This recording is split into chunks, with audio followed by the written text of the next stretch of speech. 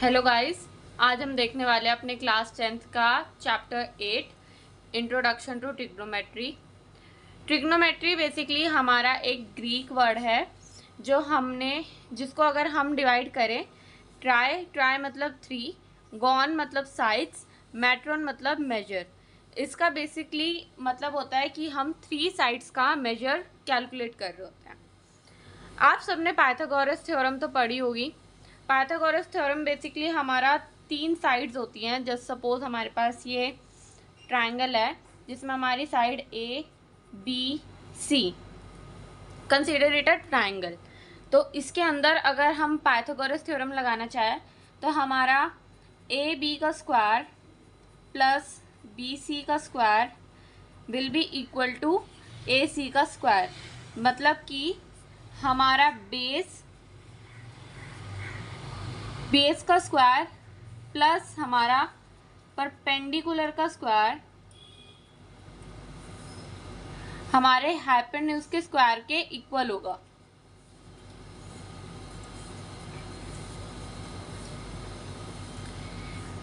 अब अगर हम हमारे तीनों साइड्स का मेजर निकाल सकते थे with the help of Pythagoras theorem, तो फिर हमें ट्रिग्नोमेट्री की ज़रूरत क्यों पड़ी?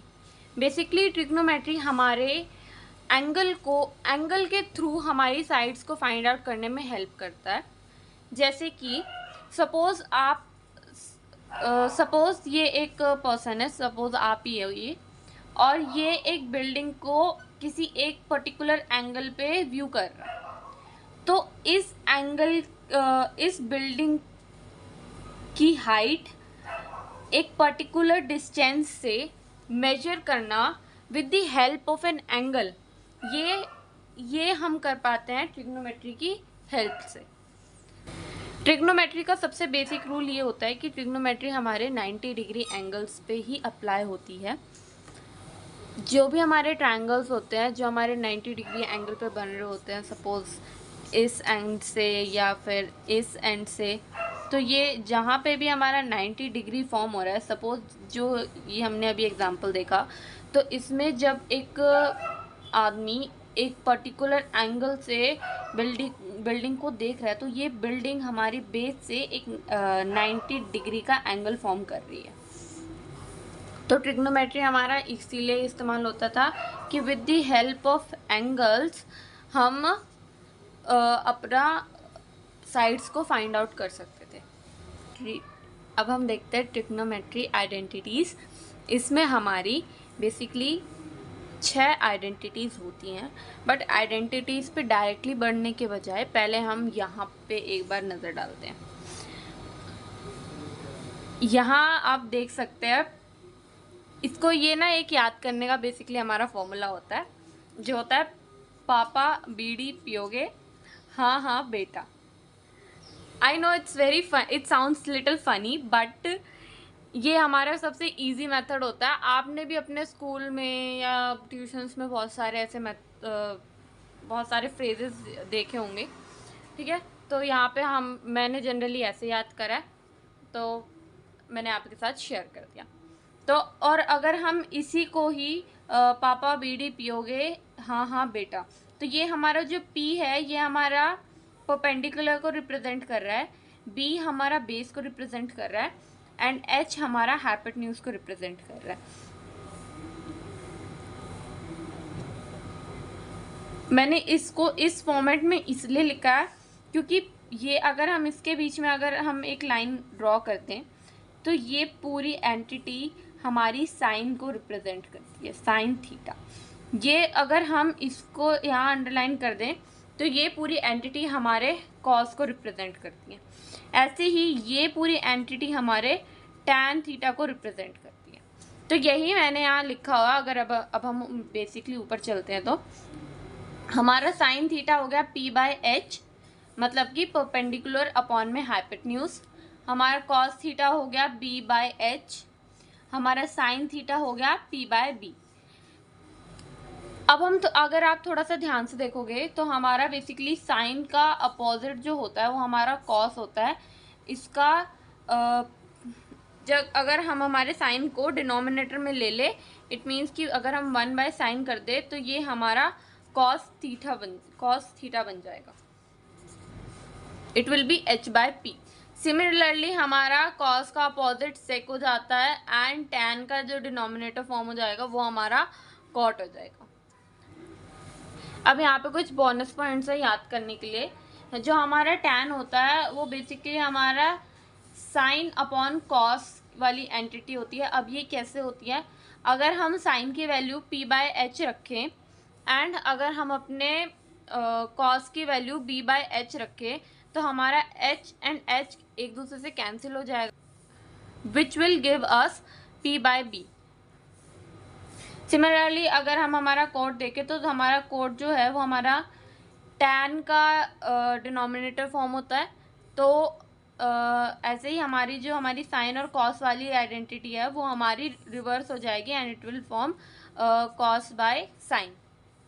तो गाइस हम पहला एग्जांपल देख लेते हैं। हमारा पहला एग्जांपल हमारा कह रहा है, देखिए ये जो क्वेश्चंस है ना ये हमारे ट्राई करने के बाद ही, आपको एक दो क्वेश्चंस ट्राई करने के बाद ही समझ में आएगा कि जो अभी तक जो हमने इंट्रो पार्ट देखा उसका बेसिक यूज़ हम कहाँ पर कर रहे हैं। तो पहला एग्जांपल पे बढ़ते हैं। Given tan a is equals to 4/3, find the other trigonometric ratios of the angle a। तो बेसिकली सबसे पहले अगर हम ट्रिग्नोमेट्री करें तो सबसे पहले हमें उसमें अपना ट्रायंगल बनाना ज़रूरी है जो कि हमारा 90 डिग्री के एंगल पे होगा। तो ये बना लिया हमने अपना ट्रायंगल। इस ट्रायंगल में हमें गिवन क्या है, that is tan a is equals to 4/3। तो एंगल जो है ना हमारा कहीं पे भी ले सकते हैं, इट डिपेंड्स। अगर हम अपना एंगल यहाँ ले रहे हैं तो इट विल गिव कि ये वाला हमारा बेस हो जाएगा क्योंकि हमारे एंगल के लिए ये बेस है, ठीक है। एंड अगर और ये वाला हमारा हाइपोटेन्यूज रहेगा and this will be the perpendicular. जो एंगल के सामने वाली साइड होती है उसको हम परपेंडिकुलर साइड बोलते हैं एंड जिस पे हमारा एंगल लाई कर रहा होता है उसको हम बेस कहते हैं। एंड अगर हम अपना एंगल सिमिलरली यहाँ ले रहे हैं तो this will be the base and this will be the perpendicular for this angle. तो अब हम यहाँ देख लेते हैं अब मैंने दूसरा ट्रायंगल बना दिया यहाँ पे। सपोज हम ये वाला एंगल ले रहे हैं, ये हमारा थीटा एंगल हो गया। ये जो एंगल है इसको हम ए मार्क कर रहे हैं, आप कुछ भी ले सकते हैं ए या फिर थीटा, ठीक है। और and this is our triangle A B C. अब हमें गिवन है that tan theta is equals to 4/3 which means कि tan थीटा की हमारी आइडेंटिटी क्या होती है, that is p by b। इसका मतलब हमारा परपेंडिकुलर 4 रिप्रेजेंट कर रहा है एंड b हमारा बेस हमारा 3 रिप्रेजेंट कर रहा है, बट ये रेशियोज में है। तो लेट k जो हमारा यहाँ पे इसको रेशियोज को ओपन करने में हेल्प करेगा, ठीक है। अगर अब हम यहाँ पर पाइथागोरस थ्योरम लगा दें हमारी, तो it will be hypotenuse is equals to base plus perpendicular. P हमें गिवन है, B हमें गिवन है and we need to find H।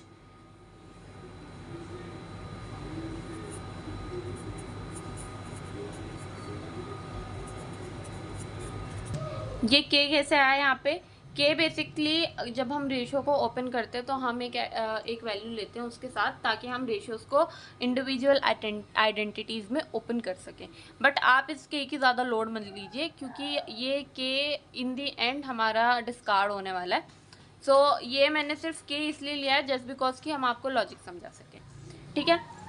अगर आप k नहीं भी लेते हैं, मैं दूसरे तरीके से भी करके दिखाऊंगी, अगर हम k नहीं भी ले रहे हैं तो भी इट विल बी फाइन।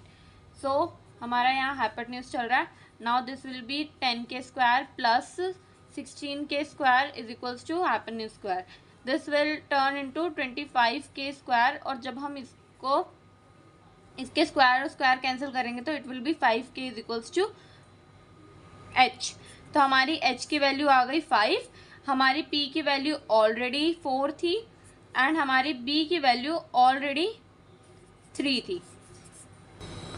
अब हमारे पास एच भी है, पी भी है एंड बी भी है। क्या हम हमारी सारी एंटिटीज नहीं निकाल सकते?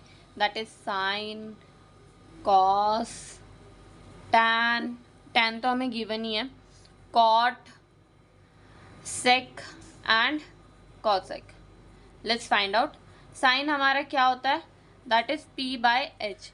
तो हमारे पास पी भी है, हमारे पास एच भी है। Let's put it here. ये हो जाएगा हमारा 4k अपॉन में हमारा h वैल्यू आ जाएगी 5k। k and k cancel हो जाएगा, इट विल बी 4/5। ये आ गई हमारी साइन की वैल्यू, साइन a की वैल्यू और साइन थीटा। सिमिलरली कॉस की वैल्यू, कॉस थीटा का वैल्यू हो जाएगा हमारा दैट इज v/h एंड हमारा b होता है, b की वैल्यू हमारी 3k एंड h की वैल्यू है हमारी 5k। k and k cancel, it will be 3/5। Now next is tan। tan की वैल्यू हमारे पास ऑलरेडी पता है, so we find out the value of sine, cos and tan। क्या हम कॉसेक, सेक एंड कॉट की वैल्यू नहीं निकाल सकते? ऑब्वियसली निकाल सकते, क्योंकि ये इनका डिनोमिनेटर फॉर्म होता है, इनका रिवर्स होता है, ठीक है। तो साइन का अपोजिट हो जाएगा हमारा कॉसेक, तो cosec is equals to 1/sin theta and 1/sin का मतलब हो गया जो हमारी साइन की वैल्यू है उसको हम रिवर्स कर देंगे, that will be 4/5। Similarly cos को उल्टा करेंगे तो it will be sec and इसकी वैल्यू हो जाएगी हमारी 5/3। सिमिलरली अगर हम हमारे टैन, अगर हम अपनी टैन की वैल्यू को अपोजिट करेंगे दैट इज कॉट, तो कॉट को जब हम अपोजिट करेंगे तो it will B 3/4। Look at it guys. तो अब मैंने यहाँ क्लियरली लिख लिया, हमारी साइन की वैल्यू हो जाएगी 4/5, कॉसेक उसका रिवर्स हो जाएगा हमारा 5/4। सिमिलरली टैन की वैल्यू हमें गिवन थी, उससे हमने कॉट की वैल्यू फाइंड आउट कर ली रिवर्स करके, कॉस की वैल्यू हमने फाइंड आउट कर ली एंड कॉस का रिवर्स हो जाएगा हमारा sec, that will be 5/4। So here comes हमारा एग्जाम्पल नंबर 1।